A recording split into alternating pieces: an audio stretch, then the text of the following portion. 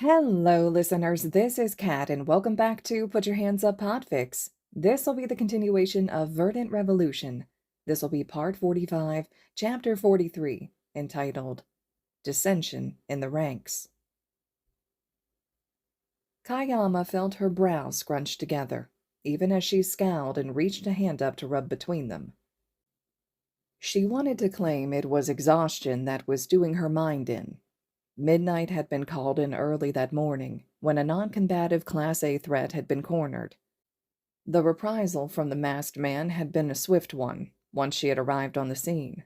Evidently, the police hadn't expected him to have a gas mask, and their definition of non-combative was that the target had gone out of his way to avoid fighting. Kayama grimaced, rubbing her ribs. That had changed as soon as hero support had arrived. Kayama. Kayama's head popped up from her place at the table in the teacher's lounge, eyes searching around for the source of the noise. Her eyes locked with Inui, and she grunted. Sorry, wasn't listening. What did you ask? Inui frowned, but it was Aizawa that responded. We asked if you'd noticed any students that could do with at least one session with Inui. Kayama shook her head slowly before mulling over the question and giving a non-committal sound. Yeah, I've noticed a couple that could probably do with a session at least. I'll send the student files to you in a bit. Aizawa shifted over to look at the file in front of Kayama. His own eyebrows scrunched together before a long-suffering sigh escaped his lips. First time you've run into them? Kayama's head snapped around. You know them? You catch them? Kayama scowled at Aizawa, even as he shook his head. There's the answer to your question. I have no clue who this is, much like I have no clue who the others are. Aizawa pulled a key ring out before opening the file safe that the teachers had installed in the lounge. More often than not, they worked on sensitive cases in the lounge where the heroes could bounce ideas off of their colleagues. It was more secure to have the communal safe than to leave the files out in the open. Certainly more convenient for certain cases than going all the way back to their individual safes in their offices. The file that Aizawa handed to Kayama had the woman's jaw clenching. How many are there? We don't know that either. The police and affiliated heroes have caught only a couple, and while we have their names in that tattoo, the interrogation got us nowhere. Perfectly silent until several big-name lawyers got them out. Kayama once again scowled, staring at the odd tattoo on the page. A squirrel, wrapped in a spiral around and down the forearm.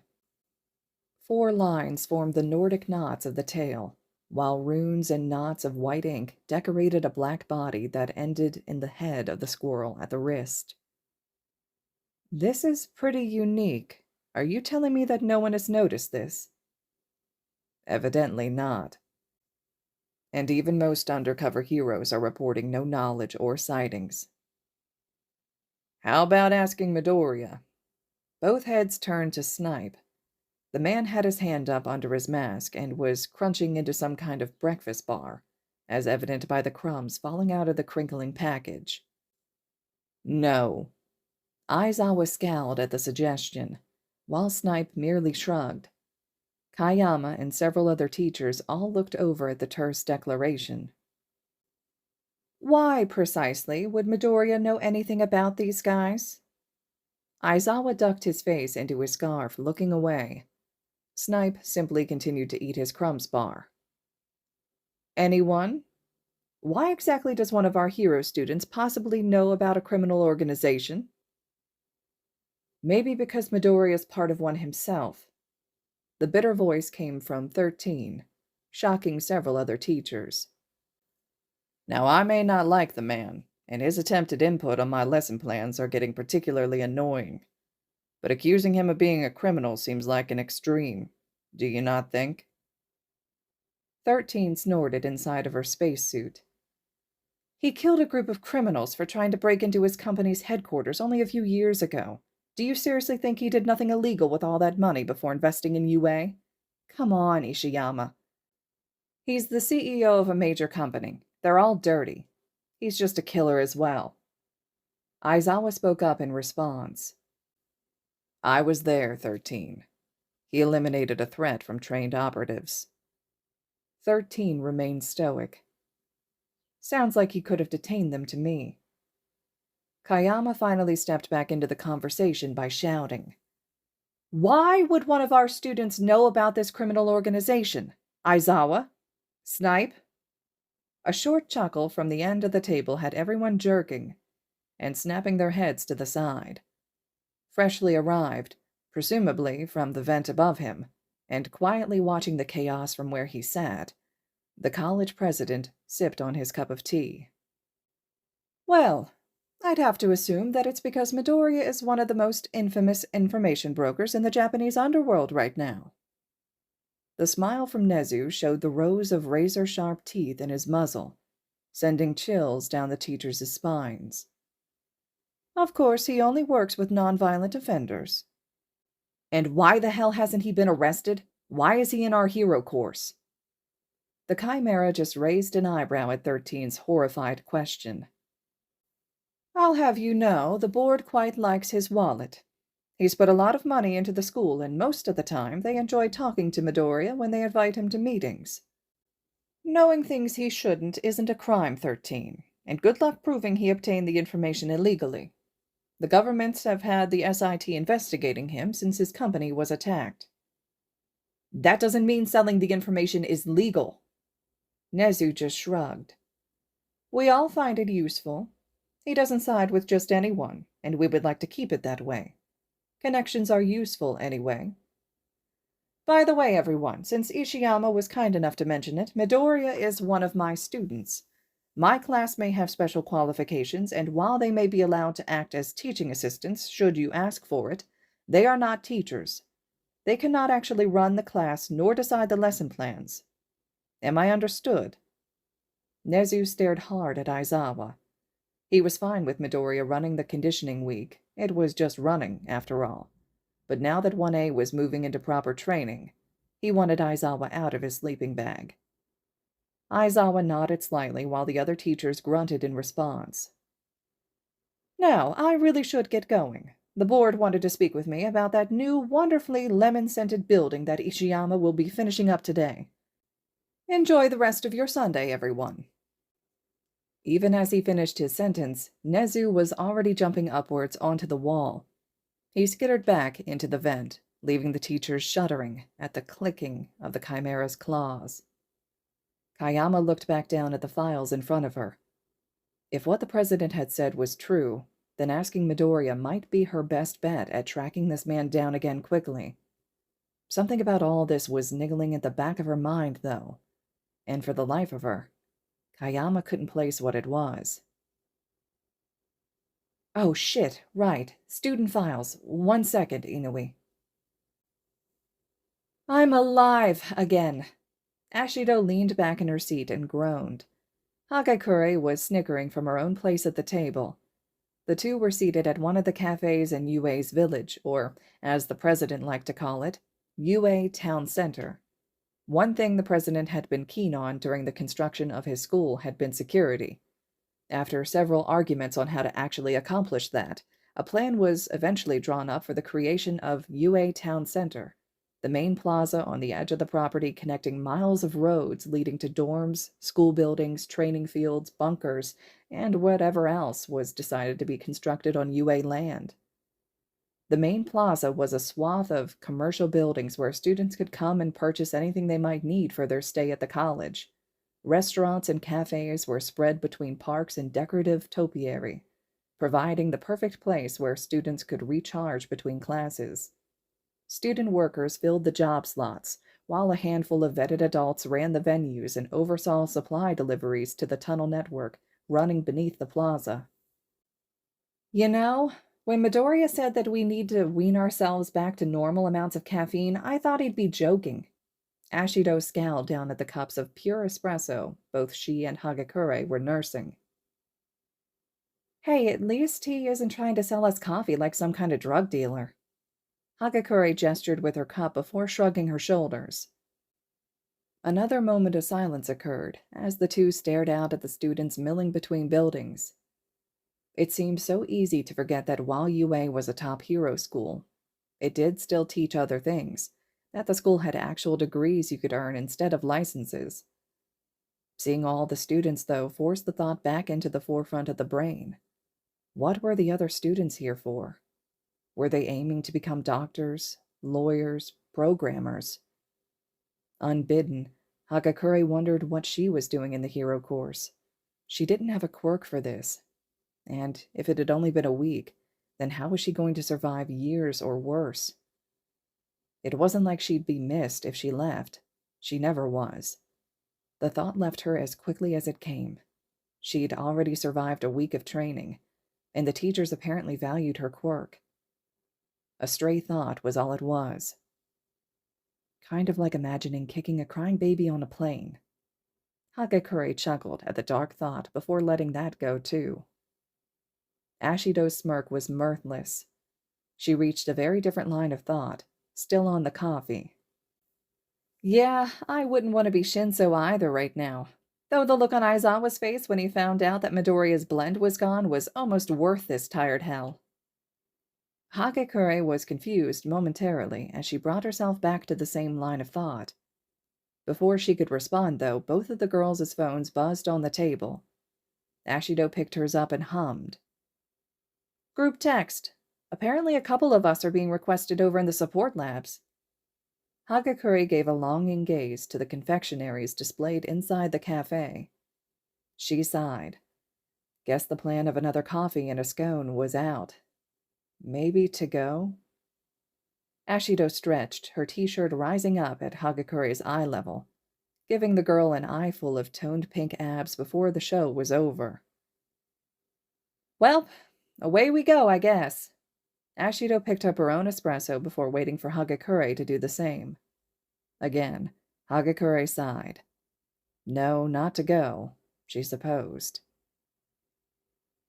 Midoriya sipped his own coffee, even as he maneuvered holographic designs around the support lab. Power Loader had practically demanded the technology be installed into the support labs, and Hatsume had been more than happy to oblige the request. As much as she liked having a physical manifestation of her design plans, she had become rather accustomed to using digital copies of her planning work. The first time Hatsume had shown off the technology to the support courses was in a workshop teaching them how to make use of the newly integrated machinery. The students from every year were practically drooling over the new installments. Evidently, while the civilian market still had work to be done, Hatsume had agreed to push developer kits out to prospective members of the field that would like to make use of the hardware. A little early in Midoriya's opinion, but then again, he was a bit of a perfectionist as a geneticist. He had to be, after all. He'd read the filed paperwork, and since it was completed properly, that's all there was to it. If Hatsume thought that she and her department's project was ready, then it was. Nevertheless, Midoriya continued sipping his coffee while waiting on the students he'd called for. Some of the students he had no complaints about. Some of the others, rather, had submitted God's awful costume designs. He looked up as the door opened, quirking an eyebrow when he processed who he was looking at. Ah, Tokiyami. Sorry for calling you here on your day off. That is fine. I was simply completing some menial tasks. What is it that you require? Midoriya shook his head. Sorry again. I'm not the one that wants you. I have no problems with your submission. Actually, May wanted to talk to you about some gadgets you might incorporate with your hero costume. You'll find her... Midoriya cut off at the sound of testing chamber 1 violently exploding. Midoriya grinned sheepishly. Well, you'll find her in there. The good news is that since it just exploded, you should be good for... Another explosion vibrated the air. Both stared silently at each other. Now you should be good for a little bit. Tokiyami gave the door to the testing chamber a long stare, even as dark shadow popped out from beneath his jacket. Do you think we can just, come back later? Midoriya looked at the bird shadow in its yellow eyes before deadpanning. Do that, and she'll find you instead." Tokuyami sighed, even as several people entered the room behind him. He walked over to the door and entered, coughing, as black smoke blew out around him. "Now, how is everyone doing today?" As prim and proper as ever, Yaoyorozu didn't seem particularly perturbed one way or another, which only made the rest look particularly bedraggled. Mina and Hagekure looked tired, even with the espresso he could smell in their cups. But overall, they seemed to be relatively put together. Uraraka and Ida, on the other hand, looked like a bus had hit them, tired and disheveled. Sue was a surprise. He hadn't called her here, but from the way she was watching Uraraka, Midoriya would have guessed that Sue had helped the girl here. Uraraka simply glared at him for the question. "Wishing I had painkillers." Midoriya winced. Uraraka was up and walking, both a miracle and a testament to the girl's willpower. But painkillers wouldn't help now that she was healed from the surgery. It was just a matter of waiting while her body adjusted to the new nervous system and accompanying sensations. "Yes, well, you know what I have to say on that." "All too well. What are we doing here?" Midoriya clapped his hands at the subject change. "A welcome change of topic. There are problems with all of your costumes that I thought we should address before everyone starts wearing them again tomorrow." Ida spoke up first, chopping one arm downward, seemingly livelier now that his costume was called into question. "There was nothing wrong with my costume, Midoriya. It has gone through many generations of development." Midoriya's eye twitched at the movement. "Ida, I'm well aware that even your grandfather wore that death can.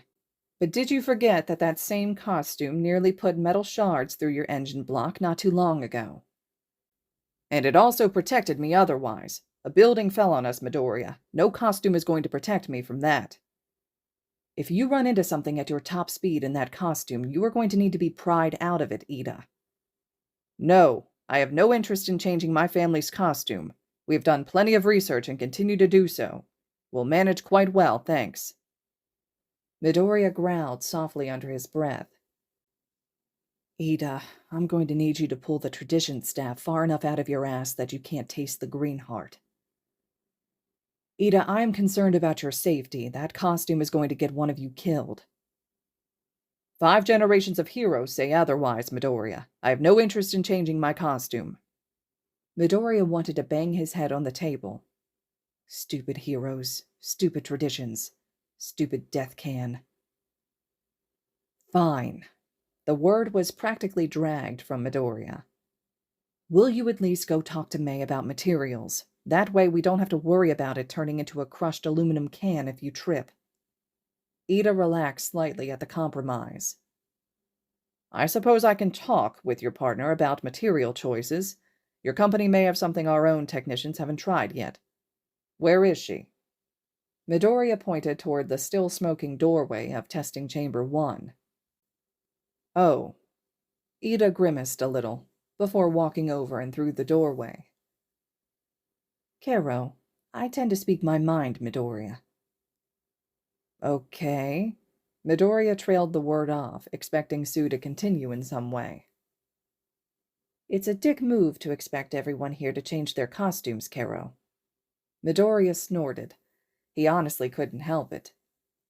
"Did you even ask if they wanted to change their costumes?" Sue scowled as Midoriya continued to chortle. Midoriya waved his hand, even as the other clamped down on his mouth. Sorry. It's just been a while since someone actually called me out on something. Not many people are actually willing to say something like that to me anymore. They try to tiptoe around things like that. Wasn't expecting it." "You're right, of course. How many of you actually want to change your costume?" Only Yaoyorozu and Uraraka raised their hands. Midoriya sighed, and Ashido shrugged. "Sorry, I like my costume. Just want it acid-proofed." Midoriya once again deadpanned.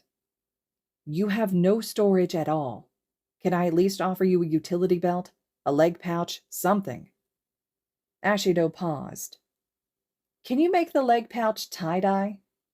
Midoriya groaned, his hands going up in surrender. You're doing this just to annoy me. Fine. You can have a tie-dye leg pouch. I hate it, but I'm not the one who gets the final choice on this. The new costume will be ready for tomorrow." New costume? Ashido's eyes knit together. Isn't it just a leg pouch? Midoriya rubbed the bridge of his nose. Did any of you read the email that went out on Friday? When he only received shaken heads, he nodded. Okay. Everyone's costumes are in for basic material changes, regardless of costume design changes. Cloth and leather are getting switched out for proper protective fibers and such. Bullet resistance, slash resistance, etc. A few of you were called in by me to change your costumes while we're doing this. You, Midoriya pointed at Hagakure, don't get a choice. The administration decided that your costume isn't acceptable. Ashido raised an eyebrow. What's wrong with Hagakure's costume? A few beats of silence followed as the girl seemed to stop and think back. She did have a costume on, right? A small eep had them all looking at a very bashful Hagakure, who was attempting to hide her invisible face. Uraraka, there are a few things you'll need to be aware of with your physical changes so that you could redesign your costume to suit. Yayorozu, we'll have to run some new material tests, but we should be able to find you a nice solution that doesn't involve being half-naked and unprotected. Ashido, I'll relay what you said to May, and we'll get it taken care of. You're free to go if you don't want to stay and help these three. Midoriya groaned and stretched his arms over his head. Audible cracks could be heard from the man's bones as he stood up, and his shirt sleeves dropped just far enough that Ashido caught a glimpse of something black on his inner wrist. Ashido smirked and decided that if he were going to be such a dick, she'd have to get back at him. Ooh, what's this I see? Is Midoriya Izuku, the CEO of a major company and prospective hero, all inked up like some big bad Yakuza member? Midoriya gave Ashido a confused look, even as his heart jumped into his throat. How? I don't have any major tattoos in this. Wait. Midoriya glanced at his wrist and chuckled, unbuttoning his sleeve cuff. I lost a bet and had to get a tattoo. They didn't realize I'd get a small thing on my wrist, rather than the big one they were hoping for. See? It's nothing, really. Ashido pouted at the lack of a reaction before shrugging. She'd just have to find something else. Midoriya rebuttoned his shirt before turning to get to work, once again covering the small acorn on his wrist, shaped out of Nordic knots. All right, listeners, this concludes Chapter 43 of Verdant Revolution. Chapter 44 will be up next. I really want to hear your theories about the tattoo stuff, right? So we've got the tattoo that Midnight or Kayama was kind of looking at, which had like the squirrel and things like that taking place. And then we see Izuku has a tattoo that Ashido finds that's of an acorn. So drop your theories about what you think is going on there. I'd love to hear it. And I hope you can leave some other comments about just your general reactions, how you're enjoying this fic so far. As always, thank you all so much for listening.